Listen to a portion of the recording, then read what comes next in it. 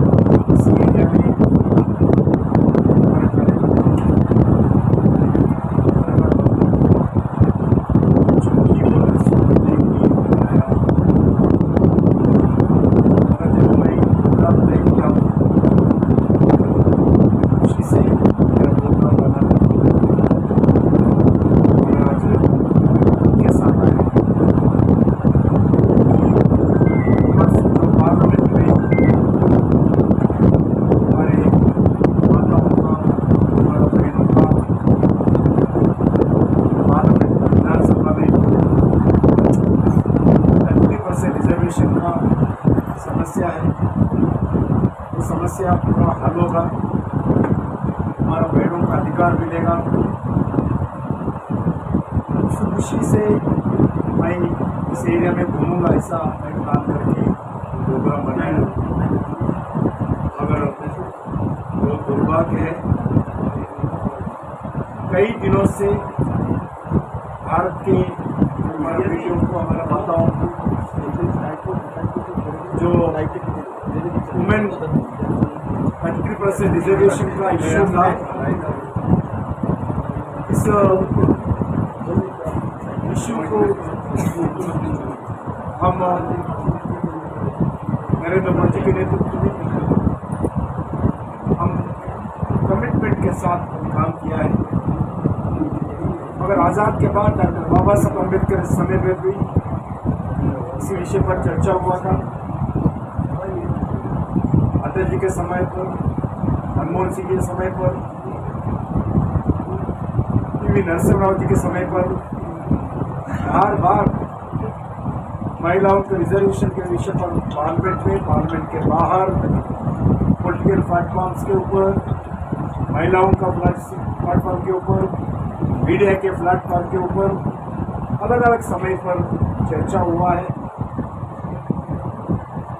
Parliament में बहुत बार bill भी इंट्रोड्यूस किया है, कुछ बार इंट्रोड्यूस करने का प्रयास भी किया है, कुछ नोटिस भी दिया गया।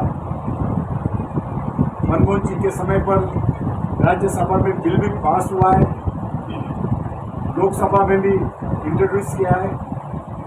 मगर प्रारंभ से लेकर परसों तक लगातार कांग्रेस पार्टी, वो सरकार रहने के बाद उनका खुद के समर्थक, सरकार में शामिल हुए समर्थक, वो एसपी हो, आरजेडी हो, ऐसे लोग पहले भी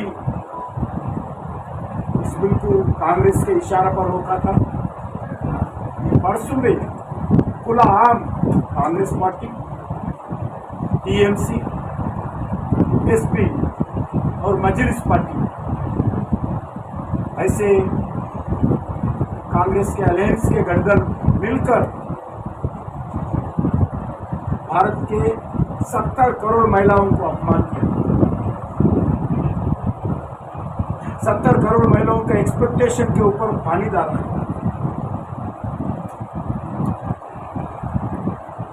जो आजाद से लेकर आज तक जो चर्चा हुआ था, फिर एक बार हमारा बहनों को, हमारे माताओं को कांग्रेस पार्टी के नेतृत्व में, टीएमसी के नेतृत्व में फिर एक बार धोखा दिया है, पीछे से छुरी मारा है।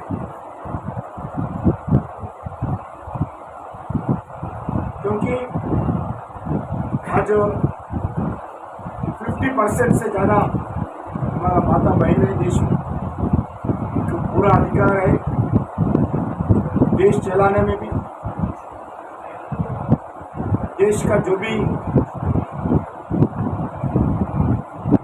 एक्ट बनता है पार्लियामेंट में, एक्ट बनाने में भी, जो पॉलिसीज बनता है पॉलिसीज बनाने में भी 50% से ज़्यादा हमारा बहन है, पूरा अधिकार है। मगर कांग्रेस पार्टी इसको बेखातर किया है। एक महिला का नेतृत्व में टीएमसी है, टीएमसी भी महिलाओं को अपमान करते हुए बिल पास होने नहीं दिया। आज सेक्टर भी है, लोग भी प्रेम से आपस में मिलजुल के काम करने वाले लोग भी हैं, मगर दुर्भाग्य है जितने विकास होना था विकास नहीं हुआ है। छोटे छोटे स्टेट्स भी विकास की ओर आगे बढ़ रही, मगर जो जितने रफ्तार से वेस्ट बंगाल था अलग अलग रीजन से, आज बांग्लादेश घुसपैठ के कारण हो, माफिया के कारण हो, नया इंडस्ट्रीज लाने के लिए लोग डरते हैं इसलिए। इसीलिए 15 साल से हम देख चुके हैं टीएमसी सरकार। 15 साल में क्या हुआ है, मैं वेस्ट बंगाल जनता को छोड़ देता हूँ। इसीलिए मोदी जी के नेतृत्व में स्टेट्स को बचाना है, स्टेट्स को और रफ्तार के साथ विकसित हो वो देखना है। स्टेट्स में जो नौजवान हैं, जो आम आदमी है, उनको रोजगार मिलना है। इसके लिए 15 साल समय टीएमसी को दे चुके हैं। अभी इस बार मोदी जी के नेतृत्व में भारतीय जनता पार्टी को समर्थन करे, आम जनता आशीर्वाद दे, पश्चिम बंगाल को बचाए, गुंडा राज को हटाए, माफिया राज को हटाए, बांग्लादेशी घुसपैठियों को खिलाफ आशीर्वाद दे। मैं आम जनता से यही प्रार्थना करने के लिए आया हूँ, आशीर्वाद दीजिए। हम विश्वास के साथ इस पश्चिम बंगाल को डबल इंजन का सरकार के द्वारा फिर एक बार विकास के मोड़ पर हम पलटाएंगे, विकास के मोड़ पर वेस्ट बंगाल को ले जाएंगे। इसलिए मैं वेस्ट बंगाल की जनता से प्रार्थना करने के लिए आया हूँ। मैं दक्षिण भारत से आता हूँ, हैदराबाद से आता हूँ। मैं आज समय सही समय है, यही समय है। अब की बार कोई किसके बातों में नहीं आना चाहिए। स्टेट के हित के सोचते हुए, लोगों के हित के सोचते हुए, नया पीढ़ी हमारे बच्चों के भविष्य को हित के लिए सोचते हुए वेस्ट बंगाल को बॉर्डर डिस्ट्रिक्ट बचाने के लिए निर्णय लेना चाहिए। कुछ भी अगर हम निर्णय लेने में सही रास्ते पे अगर न्यायालय आगे नहीं बढ़ा है, आने वाले दिन में बहुत भयंकर रूप से बांग्लादेश घुसपैठी के कारण वेस्ट बंगाल में समस्या आने वाला है। इसलिए वेस्ट बंगाल को बचाने के लिए मैं सबसे प्रार्थना करता हूँ। मैं इस शब्द के साथ विराम लेता हूँ।